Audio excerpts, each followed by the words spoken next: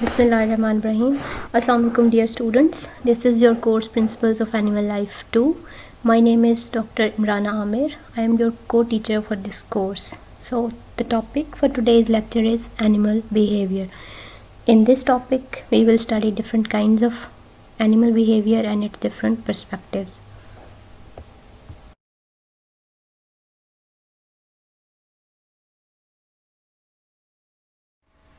So first of all, to start with the background of animal behavior. To study the animal behavior, first of all we should know what is the background to study the animal behavior. Why do we need to study the animal behavior? It is required to study the animal behavior in order to better understand the animals. That why the animal is behaving in a specific way. What are the behavioral patterns which exist in different organisms? So the main or primary reasons to study the animal behaviors are, first of all, why the animals behave the way they do, what are the reasons behind their specific behaviors. Number two, how they make different decisions of their lives, how the animals are making different decisions. For example, whether they are going to adapt to a certain specific environment or they are going to make different changes to their behavior. What are their choices, why are they making those choices, and what are the decisions they are making in a specific environment or in a specific pattern. Another reason is that animal emotions and social connections are studied in order to better understand the animal behaviors and the social connections which are existing between different hierarchy of the animals. Another reason is that scientists are studying the animal behavior to better understand and to get an insight into the animals, कि animals के बारे में ज़्यादा बेहतर तरीके से जान सकें, और ये भी that also to relate the different behaviors of the animals, what are the reasons behind their behaviors, और वो behaviors का human beings के साथ क्या relationship है और वो किस तरह से एक दूसरे के साथ coordinate करते हैं और उनके पीछे बेसिक साइंस या रीजंस क्या हैं, उनकी साइकोलॉजी उसके बिहाइंड क्या है, उस स्पेसिफिक एनवायरनमेंट में उसकी क्या स्पेसिफिक रीजंस हैं. इसके अलावा उन बिहेवियर्स का ह्यूमन बीइंग के बिहेवियर्स के साथ क्या रिलेशनशिप है. And nowadays we जितनी भी इन बिहेवियर की कॉम्प्लेक्सिटीज़ एग्जिस्ट करती हैं ह्यूमन बीइंग्स के साथ, दे आर सम हाउ और इन सम वे रिलेटेड टू वन एनिमल और अनदर. कि एनिमल के सारे बिहेवियर्स इवॉल्व होकर फाइनल उसकी जो शेप है वो आपको ह्यूमन बिहेवियर्स में नज़र आती है. सो अगर हमें ह्यूमन बिहेवियर्स को समझना है, अंडरस्टैंड करना है, ह्यूमन साइकोलॉजी को अंडरस्टैंड करना है, तो इसके लिए हमें एनिमल बिहेवियर को डिटेल में स्टडी करना पड़ता है. सो उसका फाइनल या मेन एम एनिमल बिहेवियर को स्टडी करने का ये है कि हमें मालूम हो सके कि हमारे ह्यूमन बीइंग्स के बिहेवियर का क्या लिंक है, क्या रिलेशनशिप है एनिमल बिहेवियर के साथ, ताकि हम इन बिहेवियर्स को और इनके पीछे मौजूद साइंस को अच्छे से अंडरस्टैंड कर सकें. And last but not the least, in order to study the animal behavior, in order to have the better policies to protect the animal and to better devise different policies कि जिससे हम animals की welfare के लिए काम कर सकें, different policies बना सकें और ऑर्गेनिजम्स को डिफरेंट और environments के अंदर उनको प्रोटेक्ट कर सकें. So this was all about the background of the animal behavior. To start with animal behavior, first of all we should know that what is an animal behavior. Whatever an animal does and how it does, it is all constitutes an animal behavior. So animal behavior refers to all the activities, sum total of all the activities an animal perform during their lifetime is called animal behavior. For example, feeding, locomotion, breeding, capture of prey, social behavior, avoidance of predator, and much more. We can simply say that any response to the stimulus in its environment is also defined as a behavior. Whatever the stimulus, whatever the change takes place and an animal responds to that change, it is called behavior. Animals send multiple signals and they respond to multiple signals and stimulus. They carry out maintenance behavior. In maintenance there are multiple things, like they need to feed themselves. First of all, the very important behavior is the feeding or foraging behavior. They also make different choices for their survival and then they interact with one another.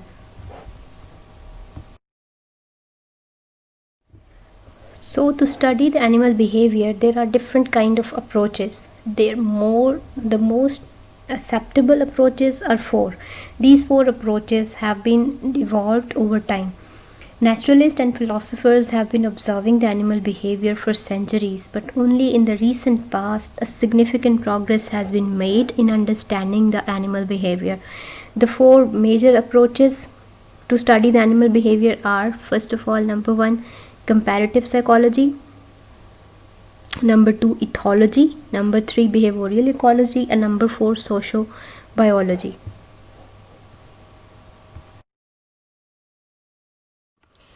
First approach to the study of animal behavior is comparative psychology. As the name suggests, the comparative psychology means that different comparisons are made between the different psychology of the different animals. So comparative psychologists mainly emphasize on the studies of genetic makeup, the neural network, and the hormonal basis of the animal behavior. The combination of all these factors form the comparative psychology. Psychologists conduct experimental studies in both laboratory and field settings, which are related to the animal learning, whatever the animal is learning from its environment, and to the development of the behavior and what kind of behavior the animal is developing. They explore that how an animal is receiving the stimulus or information and how it is processing that information, and the nature of behavior patterns which are being evolved or formed on the basis of that stimulus. So these all kind of factors which are studied in comparative psychology, these include the animals' responses to their surroundings, the developmental perspectives of a specific behavior or pattern of an animal, and these studies are primarily these are lab based studies. These are not the field studies, and they are primarily focused on mammals, perhaps due to the fact that the genetic makeup and the neuronal network or neural structure or the brain is well developed in mammals as compared to the lower chordates and invertebrates, where the brain is not present and neuronal network is not that complex.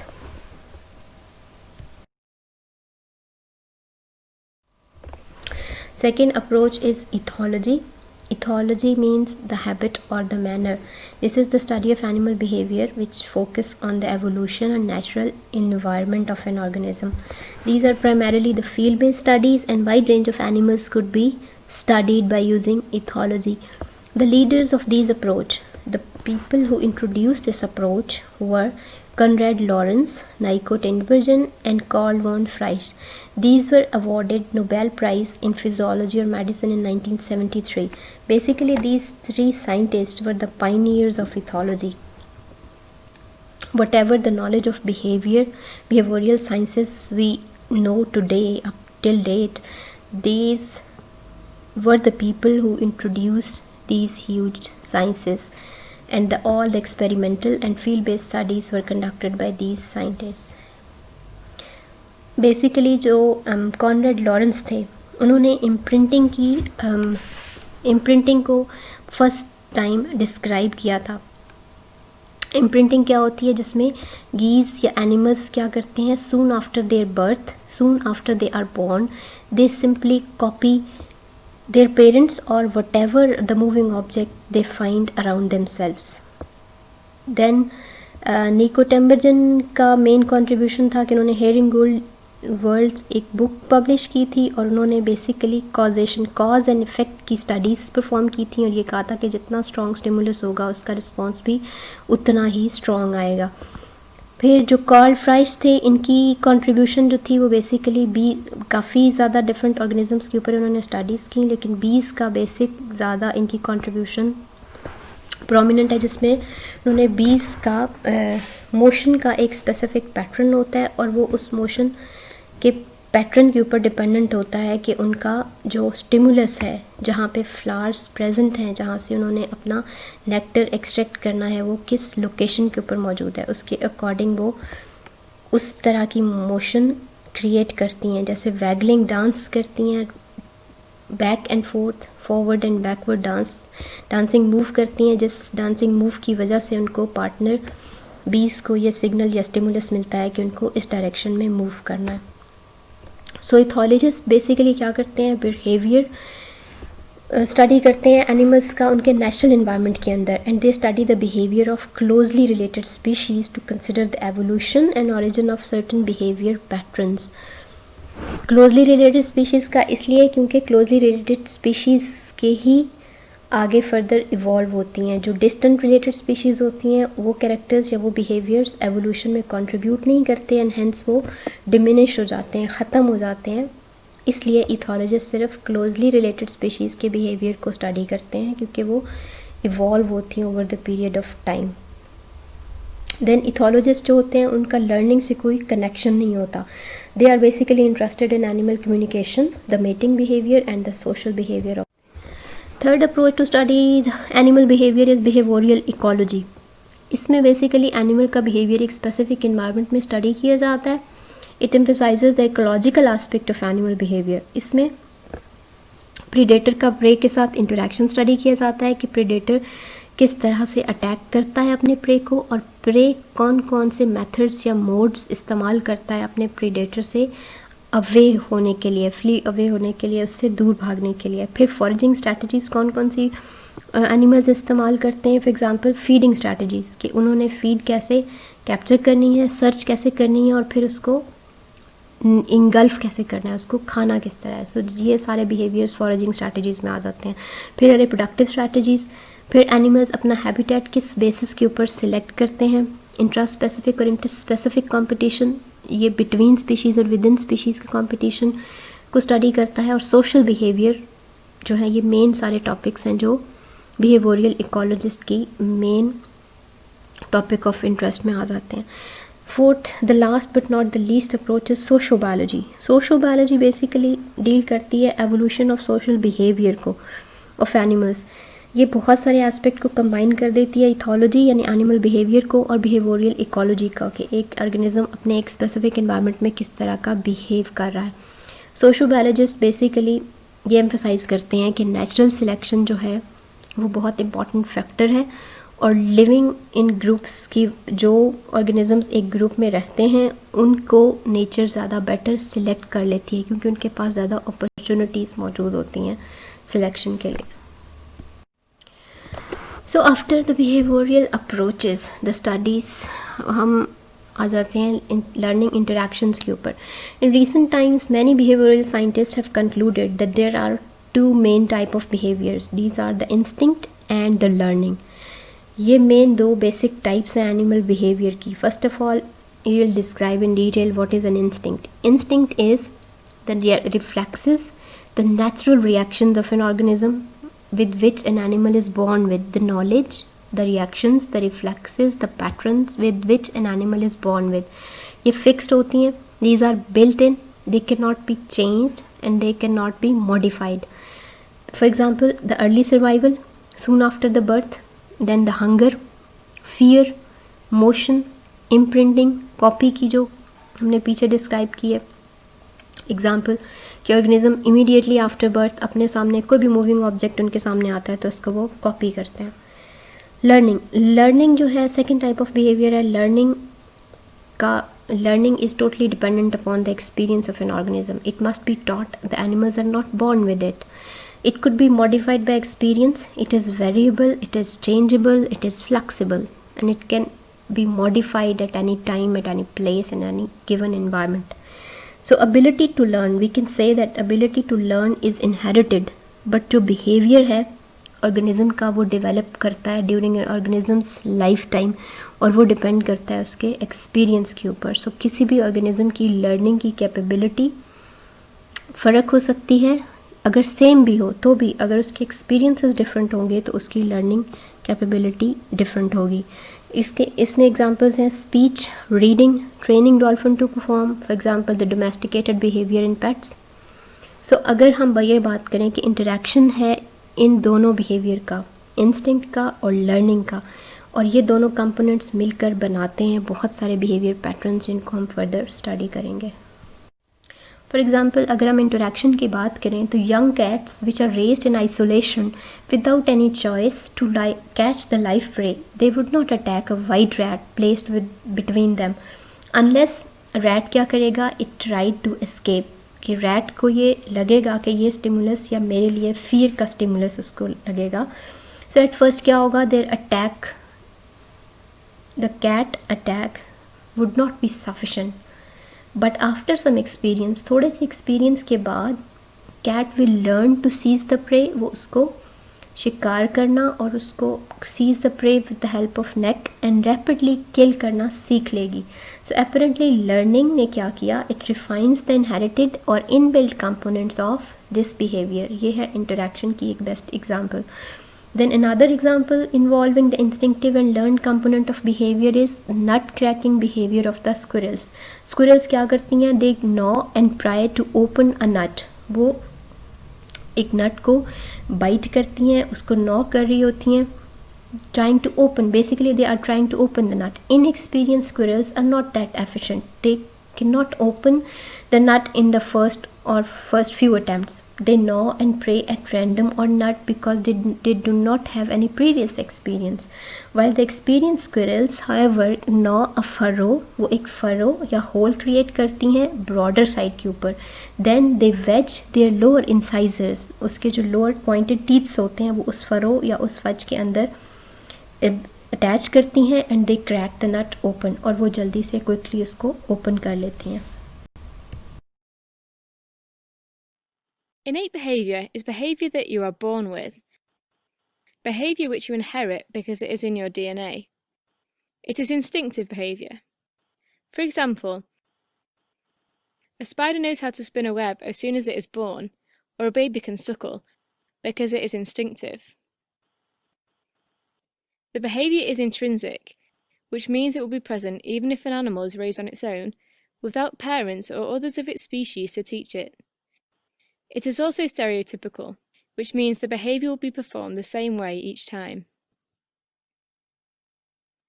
Innate behaviour is thought to be inherited through genes, and it can't be changed by the individual.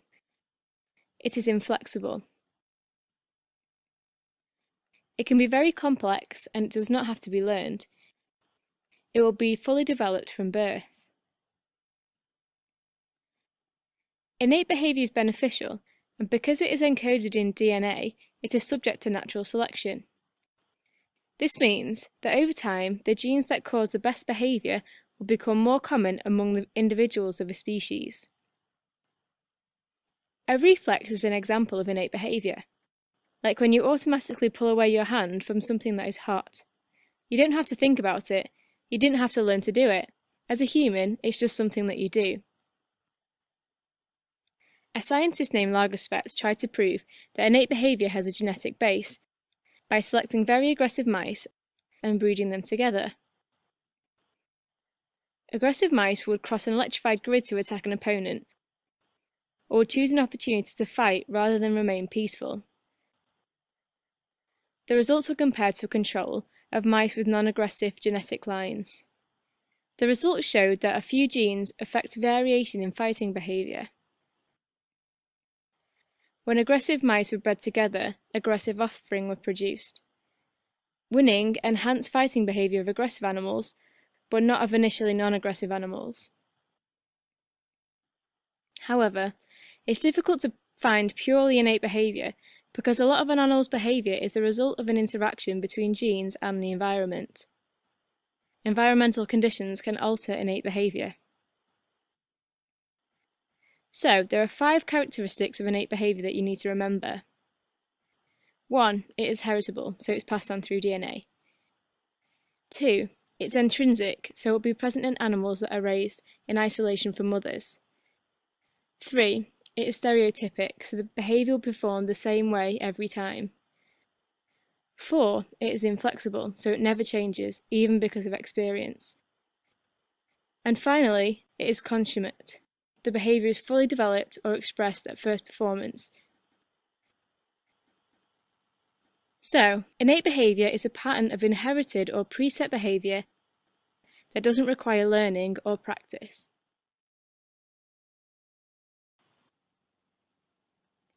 Learned behaviour is based on experience. It is acquired only through observation, so it wouldn't be present in animals raised alone, without others of their species to observe, and it isn't coded in DNA. Individuals learn a behaviour if they have previously gained a benefit from the behaviour, and a learned behaviour can be improved and refined through practice. When you hear the school bell ring and you go to your lesson, you are performing a learned behaviour. When you hear the bell, you know it signals that it's time to go to your next class because you have learnt to do it, by repeating the same action in response to the stimulus, so you won't get in trouble. Learned behaviour is different throughout the population and is affected by the environment. For example, a dolphin can learn to perform and jump through a hoop. This behaviour has been affected by the dolphin's environment. It is being taught by a trainer, and it knows that if it jumps through the hoop, it will receive a reward. A wild dolphin wouldn't necessarily know to jump through a hoop if presented with one. Learned behaviour has 5 characteristics. It is non-inheritable, so it isn't passed on from previous generations. It is only acquired through observation or experience. 2. It is not intrinsic, so absent in animals raised in isolation from others. 3. It is permutable. This means that the pattern or sequence may change, the order of things might swap around. 4. It is adaptable, so it can be changed to suit conditions. And 5. It is progressive, so can be performed and refined through practice. Habituation is a type of learned behaviour. If an individual is repeatedly exposed to a stimulus, the response decreases and the individual becomes habituated. In other words, you get used to it and you learn to ignore the stimulus. This can happen when wild animals continually come into contact with humans. Over time, their frightened flight response will decrease. This process is called habituation. Imprinting is another type of learned behaviour, where a very young animal fixes its attention on the first thing it hears, sees, or touches. The animal then follows the object around, which is usually its parent. So, to recap, learned behaviour is not inherited. It is not intrinsic, so wouldn't be present in animals raised in isolation. It may change over time, and adapt or improve, and sequences might change. Learned behaviour is learned from other individuals, the opposite of innate behaviour.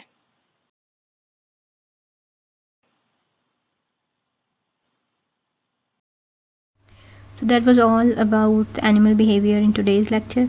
I hope you better understood the different approaches and the animal behavior basic types. Thank you so much.